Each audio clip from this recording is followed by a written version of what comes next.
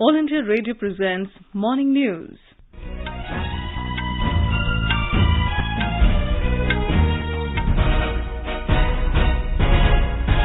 Good morning. I am Saira Mujtaba and with me is Sunil Verma. The headlines. Prime Minister Narendra Modi says Pradhan Mantri Fasal Bima Yojana protects economic interest of farmers by reducing risk associated with weather uncertainties. Insurance Amendment Bill 2021 passed in Rajya Sabha. FDI limit increased from 49 to 74%. In West Bengal, filing of nominations for the third phase of elections ends today. Maharashtra records over 25,000 fresh cases of COVID-19, crosses its highest peak of daily cases recorded last year. Jammu and Kashmir to ramp up capacity to administer 3 lakh COVID vaccine doses per day. European Medicines Agency says AstraZeneca coronavirus vaccine safe and effective. Draft rules for setting up registered vehicle scrapping facility notified by government. US Defense Secretary Lloyd J. Austin arrives in India today. PV Sindhu storms into women's singles quarterfinals of All England Open Badminton Championships. And in cricket, India beat England by 8 runs in 4th T20 International to level 5 match series 2-2. Fifth and final match to be played tomorrow in Ahmedabad.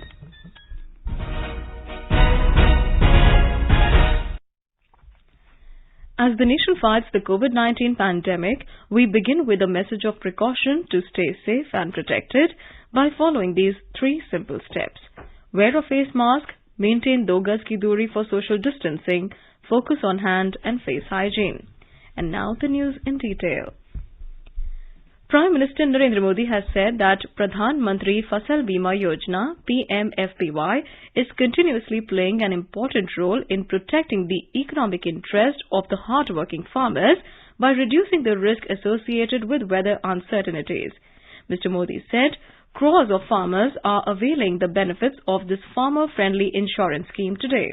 He was responding to a letter of Khimanand of Nainital, Uttarakhand, who wrote to Prime Minister through the Narendra Modi app congratulating him on the completion of 5 successful years of PMFBY and other efforts of the government. Referring to the government's committed efforts towards agriculture and farmers' welfare, Mr. Modi wrote that through comprehensive coverage and transparent claim redressal process over the last 5 years, this crop insurance scheme has emerged as an example of government's determined efforts for farmers' welfare. The Prime Minister said, today, sustained efforts are being made to remove every small and big difficulty in the way of the farmer's journey from the seed to the market and to ensure their prosperity and progress of agriculture. Mr. Modi also appreciated the contribution and role of the people in the progress of the country in the letter and wrote that today the country is rapidly moving towards building a strong, prosperous and self-reliant India with a vision of all-round development. The Prime Minister said, energized by the trust of all the citizens, the nation is determined to achieve the national goals. Mr. Modi thanked him for sharing his valuable views on the continuing efforts being made by the government to improve various sectors, including agriculture, and take the country to newer heights of development. The Prime Minister said such messages give him new energy to commit himself for the service of the country. Prime Minister Narendra Modi has congratulated Prime Minister of Netherlands, Mark Rutte, for leading his party to be the largest in the parliamentary elections in the Netherlands. In a tweet, Mr. Modi said he is looking forward to work with the new government of the Netherlands to further deepen the multifaceted and broad-based cooperation.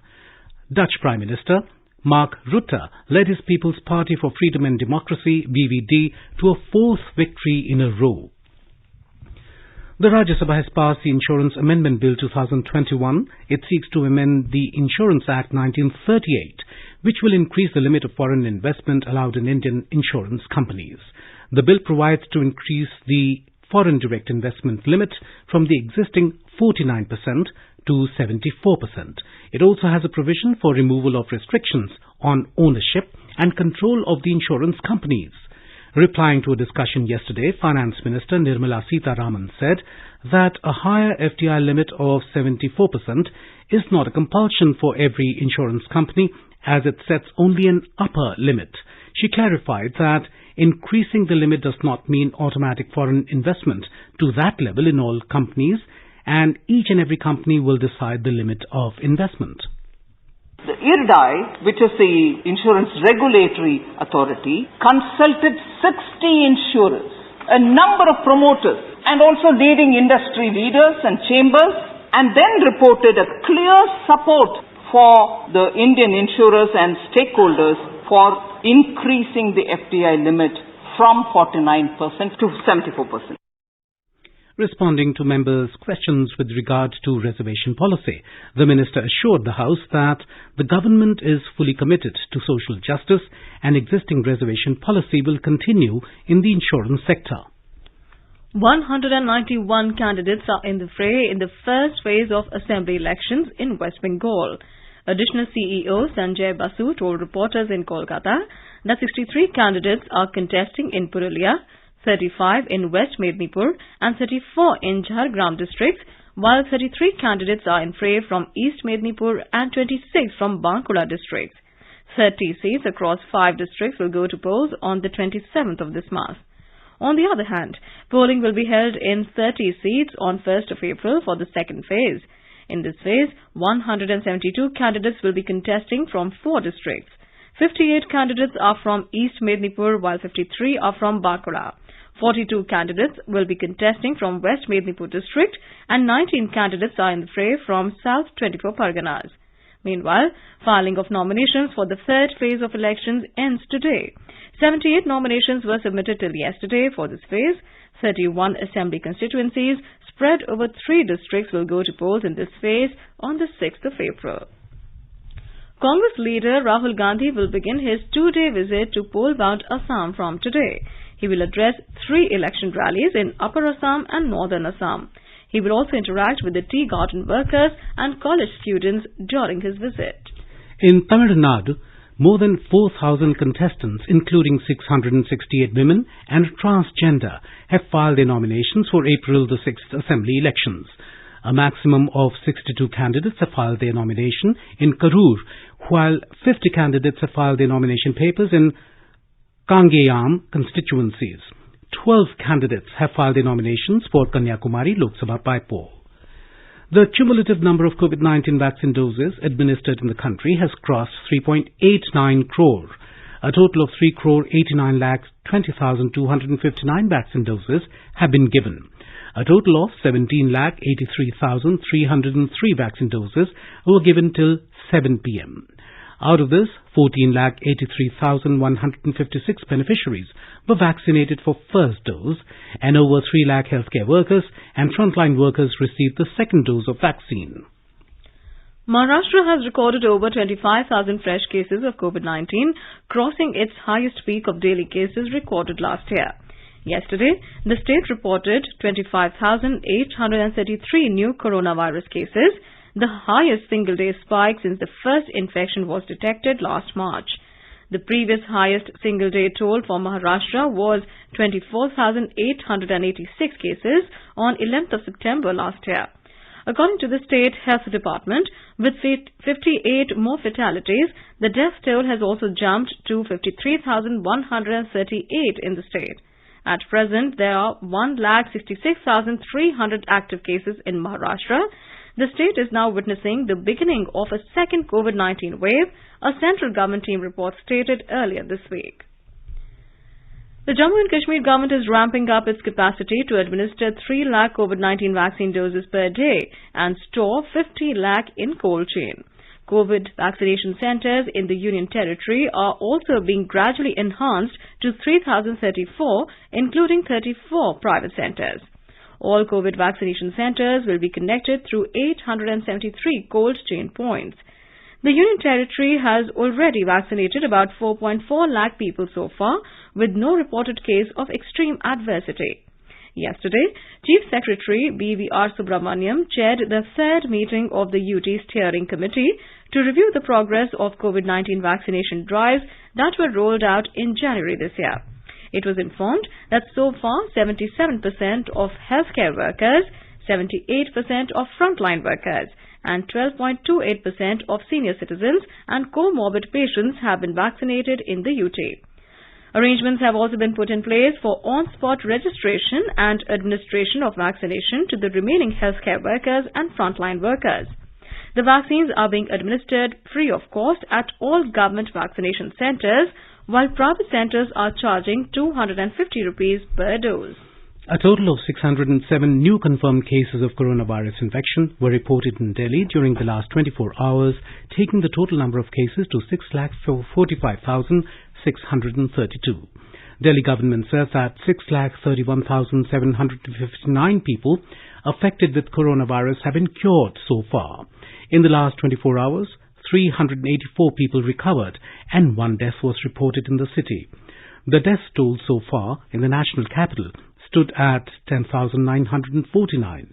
Presently, the total number of active cases of COVID-19 in the national capital is 2,924. More than 80,000 tests were conducted yesterday. In Odisha, 986 session sites were held yesterday to vaccinate COVID-19 beneficiaries. A total of 110,000 vaccine doses were administered at these centres across the state. More from our Bhubaneswar correspondent.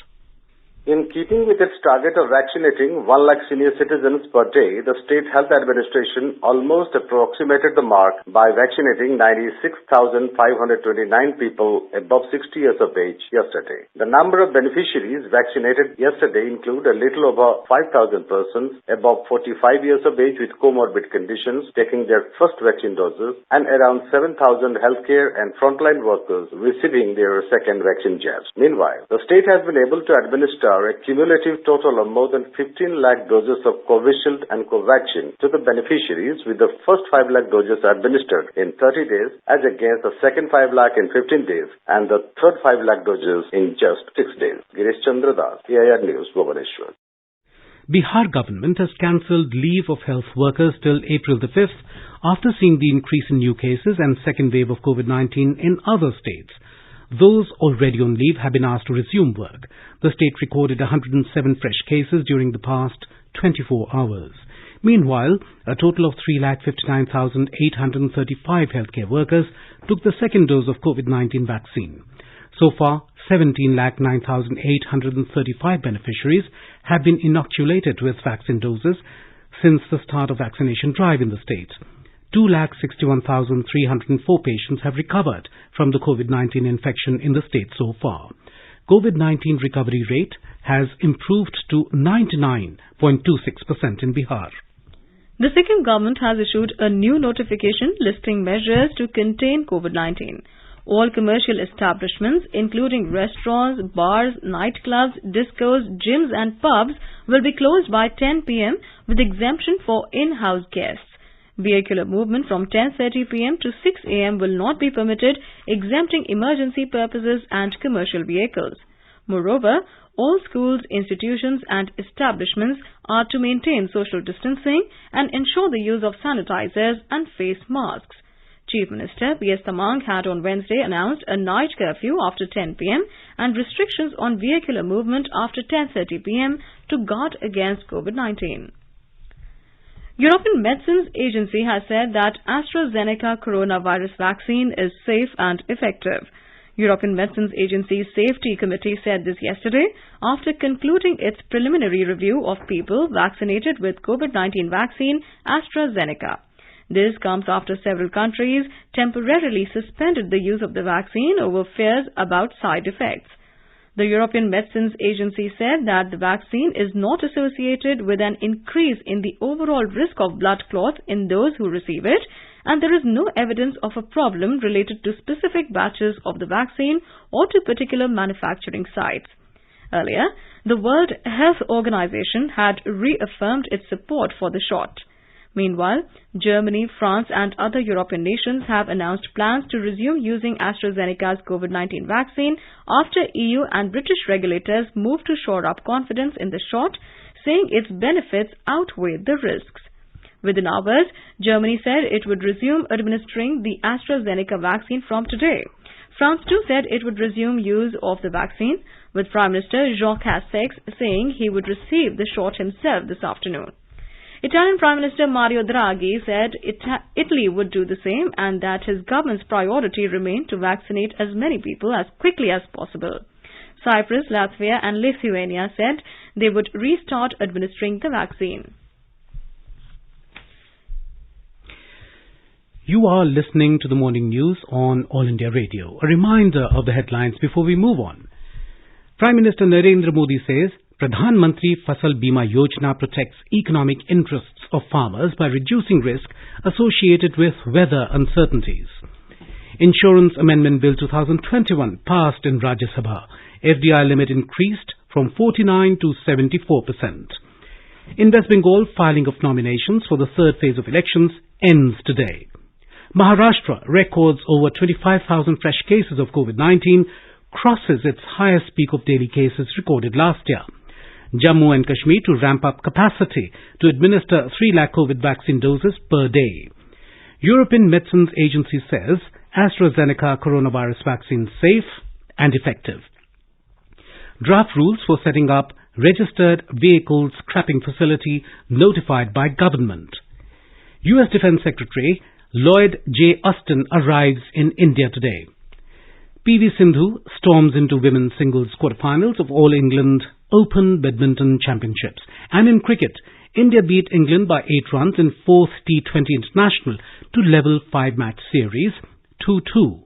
5th and final match to be played tomorrow in Ahmedabad. For quick news updates round the clock, follow us on our Twitter handle at AIR News Alerts. Welcome back. You're listening to the morning news. The Ministry of Road Transport and Highways has notified draft rules for setting up Registered Vehicle Scrapping Facility (RVSF). The rules lay down the procedure for setting up, authorization and operation of RVSFs. These RVSFs shall be provided access to the Vahan database and shall be authorized to make entries regarding scrapping of the vehicle and issuance of scrapping certificate. Other access to NCRB and police database will also be provided for verification of stolen vehicles or vehicles involved in criminal activity before scrapping a vehicle. The rules specify the technical requirements and procedure to be followed by any legal entity for setting up an RVSF. The government will develop a portal for single window clearance on which the applicant will apply with documents and fee. The state and UT governments would clear the proposal in a time-bound manner within 60 days. The RVSF must take cyber security certifications for safe access to Vahan database. The registration of an RVSF shall be valid for an initial period of 10 years and renewal for 10 years at a time. Yesterday, while making a statement in both houses of Parliament, Transport Minister Nitin Gadkari said that India will become the global leader in the automobile sector in the next 5 years and the country will be able to indigenously produce 100% lithium-ion batteries in the next 1 year. Mr. Gadkari sought cooperation from members of Parliament to set up fitness centres, pollution centres and driving centres for vehicles in their respective constituencies. मैं आप सब सांसदों को आह्वान करता हूं कि हमारे देश में पीपीपी मोड में ड्राइविंग ट्रेनिंग इंस्टीट्यूट और फिटनेस और पोल्यूशन सर्टिफिकेट देने वाले इंस्टीट्यूट हमको खोलना है। 22 लाख ड्राइवरों की कमी है, लोगों को रोजगार चाहिए, तो आपके क्षेत्र में ये driving training centre, fitness centre और पोल्यूशन सर्टिफिकेट सेंटर आप खोलिए। भारत सरकार से हम इसके लिए अनुदान भी देंगे और आपको मदद भी करेंगे। बैंक भी इसके लिए आपको लोन देने के लिए तैयार है। इससे एम्प्लॉयमेंट भी क्रिएट हुआ, अलाइड सर्विस सेक्टर और R&D जैसे क्षेत्र में भी इसके कारण बहुत रोजगार मिलेगा। Reenactment of the historic Dandi March of Mahatma Gandhi, flagged off by Prime Minister Narendra Modi, is travelling in Kheda and Anand districts. More than 4,000 people have already joined the Dandi Yatra. Our correspondent reports that Ayush Ministry has made special arrangements at its wellness centres to help and take care of the participants during the march. More from our Ahmedabad correspondent. All wellness centers and government Ayurvedic hospitals have been kept open to serve the Padyatris of Dandi March. Arrangements have been made on the entire route of Dandi March, passing through Ahmedabad, Kheda, Anand, Bharuch and Navsari districts. Ayush department has also provided Ayush mobile van for the Padyatris. According to sources, the Ayush Mantralay is contributing in Azadi Ka Amrut Mahotsav in a unique way by serving the Padyatris. Yogesh Pandya, AIR News, Ahmedabad. In Madhya Pradesh, Union Agriculture Minister Narendra Singh Tomar and Chief Minister Shivraj Singh Chauhan have launched the Mission Gramodaya in the state. More from our Bhopal correspondent. Under the Gramodaya mission, besides providing housing facilities in rural areas, basic and fundamental infrastructure will also be expanded. Union Minister Narendra Singh Tomar, while addressing the state-level program of Gramodaya mission virtually, said that rural development schemes, especially Pradhan Mantri Awas Yojana and Pradhan Mantri Gram Sadak Yojana, are being effectively implemented in Madhya Pradesh. Chief Minister Shivraj Singh Chauhan said that under Pradhan Mantri Awas Yojana, construction of 3 lakh houses was completed under the adverse circumstances of the corona period. About 1,25,000 beneficiary families of Pradhan Mantri Awas Yojana were given houses during the program. Pooja P. Vardhan, AIR News, Bhopal. U.S. Defense Secretary Lloyd J. Austin will arrive in India this evening. During the visit, he will meet Defense Minister Rajnath Singh and other senior dignitaries of the government to discuss deepening the India-US major defense partnership. They will also discuss advancing cooperation for a free, prosperous and open Indo-Pacific region. Discussions regarding defense cooperation would also focus on how both countries could consolidate military-to-military cooperation and defense trade and industry cooperation. Mr. Austin's visit to India as part of his first overseas travel emphasizes the strength of the India-US strategic partnership. Secretary East in the Ministry of External Affairs, Riva Ganguly Das, addressed the inaugural session of webinar on connectivity cooperation for a free, open and inclusive Indo-Pacific. It was organized by Research and Information System for Developing Countries, or RIS, in collaboration with Embassy of Japan, New Delhi, and the Ministry of External Affairs. Underscoring the importance of connectivity in the Indo-Pacific region, Ms. Das highlighted India's initiatives to promote connectivity and welcomed Japan's lead on the connectivity pillar of Indo-Pacific Oceans Initiative IPOI, which would boost connectivity cooperation in the Indo-Pacific region. The Secretary said, robust connectivity with countries of the region near or far is deep-rooted in Indian civilizational history. She said, beyond the borders, India has devoted more resources and assigned greater priority to building connectivity in our immediate neighborhood. She said since 2005-2006, India has extended lines of credit worth nearly $31 billion to more than 64 countries. The Secretary said, India's Act East policy is at the center of the connectivity orientation and a fulcrum of the broader approach to the Indo-Pacific. Additional Secretary of Jammu and Kashmir Government, Wasim Raja, has said that the Union Territory needs more flights from Chennai. Speaking at the Ek Bharat, Shresth Bharat event at Chennai recently, he said a request has been placed before the centre to approve flights from Tamil Nadu to J&K as it is a growing market in tourism. More from our Chennai correspondent. Around 7 lakh tourists had visited the state in January this year. The state was also exploring reverse traffic from Srinagar to Chennai. A roadshow was organized in association with Travel Agents Society of Kashmir, in which around 160 travel agents and tour operators took part. The Ek Bharat Shresth Bharat Club of the prestigious Anna University conducted an elocution competition on remarkable historical places of Jammu and Kashmir and Tamil Nadu on the 4th of this month. Faculty, research scholars and students participated in the event and e-certificates were issued to the participants. Last month, a documentary was screened on the arts and crafts of Kashmir and Kashmiri paper mache. The online program highlighted the significance of the artwork, the process of making paper mache and other descriptions. Joy, AIR News, Chennai. In cricket, India beat England by 8 runs in the 4th T20 match at the Narendra Modi Stadium in Ahmedabad last night.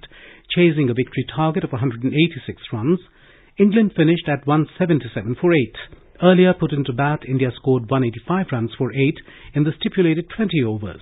Surya Kumar Yadav smashed 57 runs and Shardul Thakur picked up 3 wickets for India, while Ben Stokes scored 46 runs and Jofra Archer took 4 wickets for England. Surya Kumar Yadav was adjudged player of the match. India have now levelled the 5-match series 2-2. The 5th and final T20 match will be played tomorrow at the same venue.